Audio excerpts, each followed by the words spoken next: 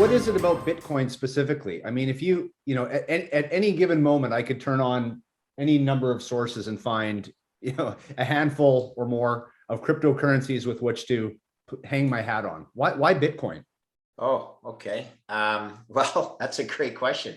So Bitcoin is the only digital asset that solves the fiat Ponzi. Okay. Now, the fiat Ponzi is mathematics. Essentially, when you have banks that are 20 to 25 times levered to their capital base, which is what traditional banking is, it's to say that for every $100 of loans that a bank makes, they only hold $4 to $6 of risk absorbing capital. The rest is depositors' money, right? Yep. And that leverage requires essentially the collateral to be able to increase in value, which means inflation. So it's all built on this notion that inflation needs to happen.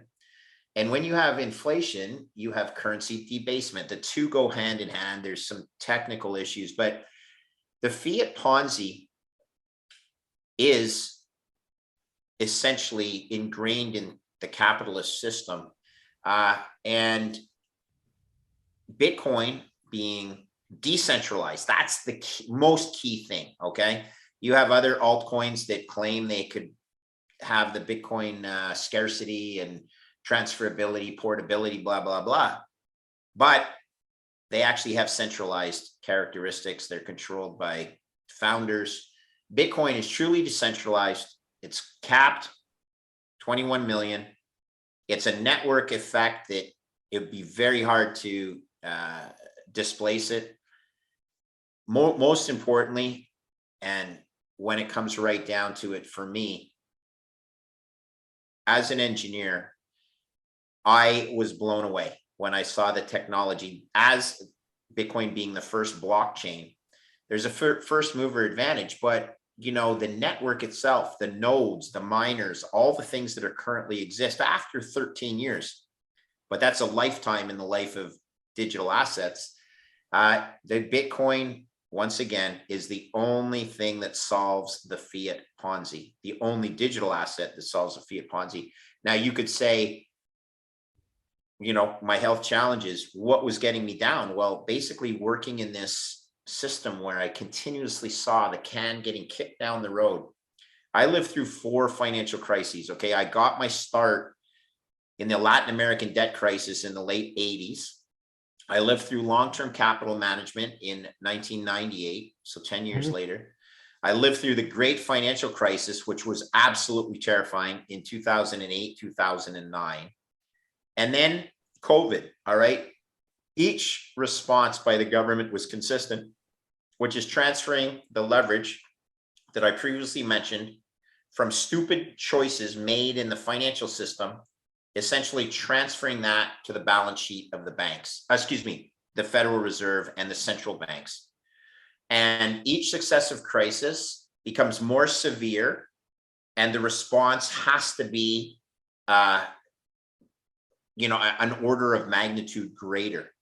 So when I got my start, and I've used this before, but as Canadians, you may not quite appreciate the significance of this. I came back to Canada to work at the Royal Bank of Canada in 1988, and it was insolvent.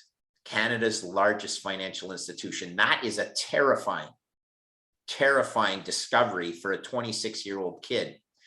And when I approached the CFO on it, and he's a great guy, like, I'm not saying he was trying to hide anything, but he basically said, I said, Emil, we have a big problem. And he goes, I know, don't tell anybody. And I'm like, are you kidding me? We are technically insolvent, which meant the value of our book value of equity was vaporized if we marked to market our Latin American debt portfolio. And the answer was, don't tell anybody. Like, I guess, because I'm only 26 years old, I guess I could have run to the Financial Post or the Wall Street Journal, but who would believe a 26-year-old kid, right? Come on, you fucking idiot. Get out of here. This is the way the world works. All right. And plus I had a bunch of school loans I had to pay off and everything like that. But I had basically been looking for the solution to the fiat Ponzi for 30 years. And when I finally found it in 2016 in Bitcoin, my first response was, no, it's a Ponzi because the news tells me it is. But then at least, luckily, I did more work and I saw the blockchain in action. A thing of beauty as a technological engineer. I'm visual. Went to see the blockchain working. I'm like, are you kidding me? This is a living, breathing, beautiful system and no one controls it. I was in love.